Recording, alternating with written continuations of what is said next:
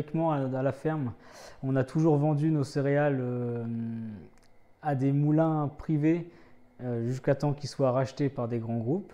Et le but du circuit court, c'était surtout de valoriser la production faite sur la ferme et puis d'avoir le client en face et puis d'avoir un interlocuteur en direct.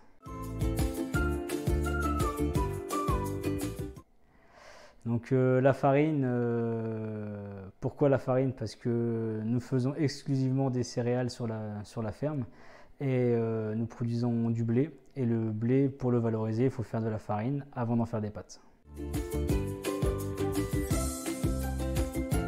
Alors le projet s'est mis en place en début de l'année 2018 parce qu'on a eu la chance de reprendre une activité de transformation sur une exploitation voisine à moins de 30 km d'ici. Donc c'est des gens qui prenaient leur retraite, donc on a repris l'activité de transformation, on a commencé en septembre 2018. En 2019, on a pris la décision de faire un agrandissement avec une nouvelle machine à pâtes. Le Covid est passé par là, on a développé la boutique en vente directe sur la ferme. Et depuis 2023, on a un bâtiment derrière qui vient de finir de se monter avec le projet d'avoir un deuxième moulin et une machine à pâtes plus automatisée et plus ergonomique en conditions de travail. Les produits sont vendus en épicerie fine, en restauration collective, chez des restaurateurs, des EHPAD, de la grande surface, des magasins de producteurs et un petit peu de foire et de marché suivant la période de l'année. Alors les intérêts des circuits courts, c'est qu'on est directement en interaction avec le client final.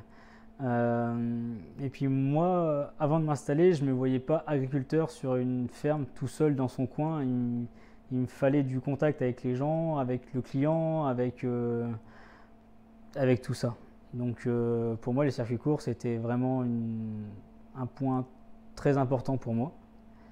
Après, les inconvénients, c'est énormément de temps passé derrière chaque sachet, derrière chaque produit. Et aussi, c'est énormément de manutention, du palettisage, du cartonnage et de la livraison derrière.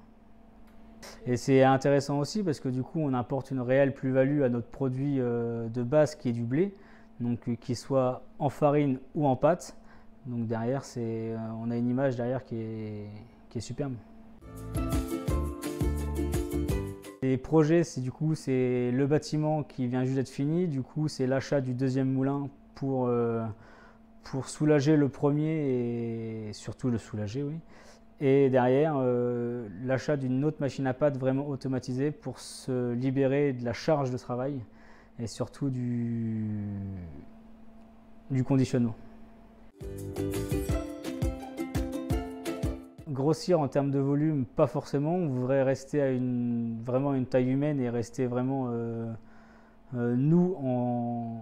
pour éviter l'embauche de personnes et puis de salariés, mais d'automatiser la chose pour se rendre le travail plus facile.